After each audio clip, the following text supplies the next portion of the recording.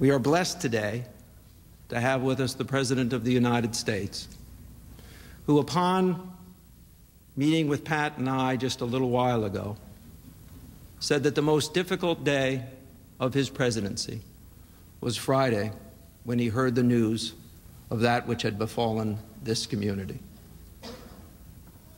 I assured him that Connecticut, Newtown, and Sandy Hook are strong, and I welcomed him on your behalf to our community. I now introduce the President of the United States.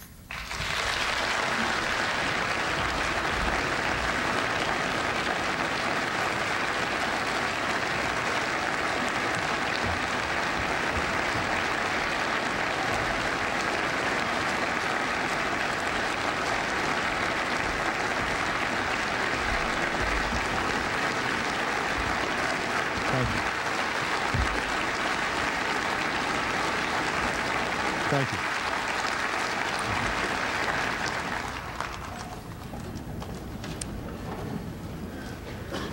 Thank you, Governor. To all the families, first responders, to the community of Newtown, clergy, guests. Scripture tells us, do not lose heart. Though outwardly we are wasting away, inwardly we are being renewed day by day. For our light and momentary troubles are achieving for us an eternal glory that far outweighs them all. So we fix our eyes not on what is seen, but on what is unseen. Since what is seen is temporary, but what is unseen is eternal. For we know that if the earthly tent we live in is destroyed, we have a building from God, an eternal house in heaven, not built by human hands. We gather here in memory of 20 beautiful children and 6 remarkable adults. They lost their lives in a school that could have been any school, in a quiet town full of good and decent people that could be any town in America.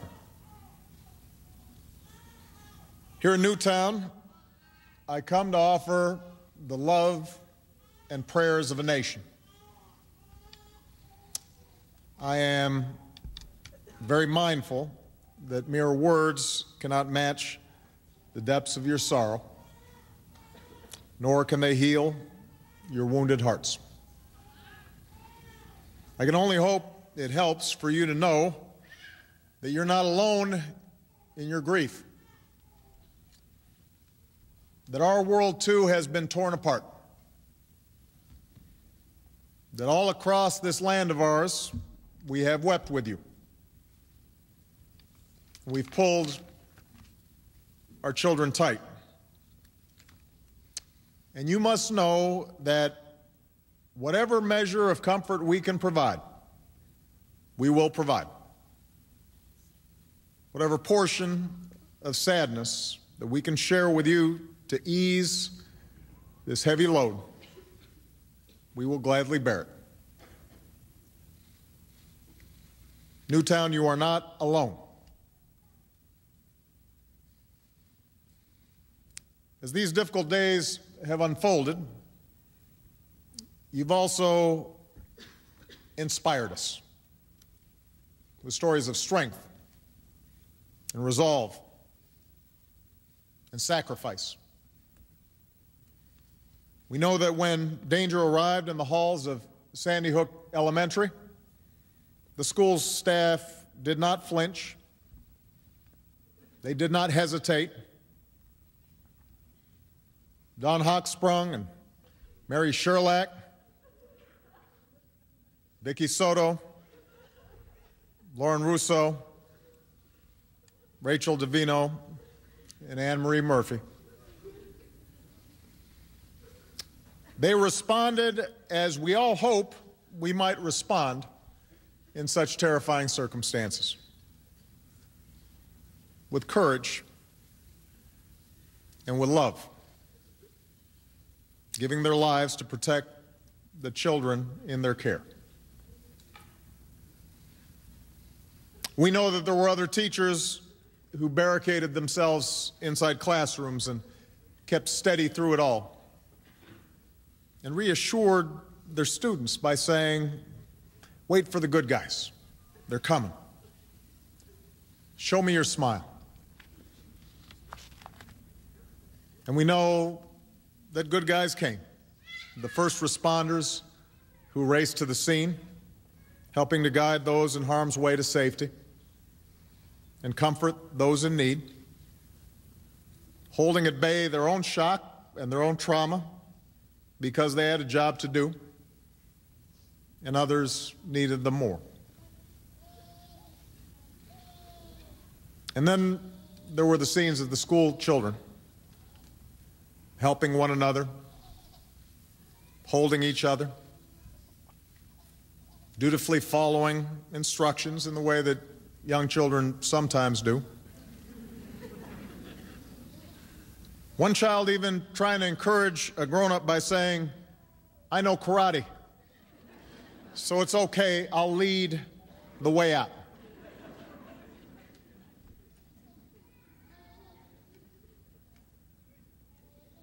As a community, you've inspired us, Newtown. In the face of indescribable violence, in the face of unconscionable evil, you've looked out for each other, and you've cared for one another, and you've loved one another. This is how Newtown will be remembered. And with time and God's grace, that love will see you through. But we as a nation, we are left with some hard questions. You know, someone once described the joy and anxiety of parenthood as the equivalent of having your heart outside of your body all the time, walking around. With their very first cry, this most precious, vital part of ourselves,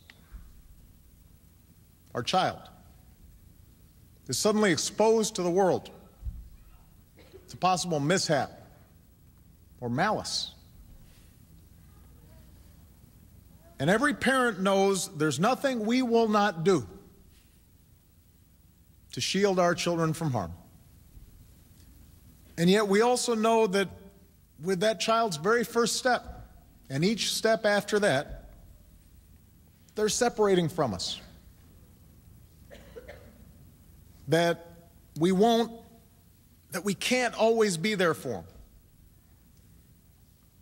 They'll suffer sickness and setbacks and broken hearts and disappointments. And we learned that our most important job is to give them what they need to become self-reliant and capable and resilient, ready to face the world without fear. And we know we can't do this by ourselves. It comes as a shock at a certain point where you realize no matter how much you love these kids, you can't do it by yourself. That this job of keeping our children safe and teaching them well is something we can only do together, with the help of friends and neighbors, the help of a community, and the help of a nation. And in that way, we come to realize that we bear a responsibility for every child, because we're counting on everybody else to help look after ours.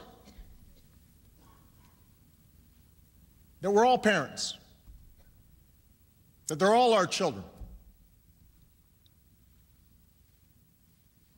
This is our first task, caring for our children.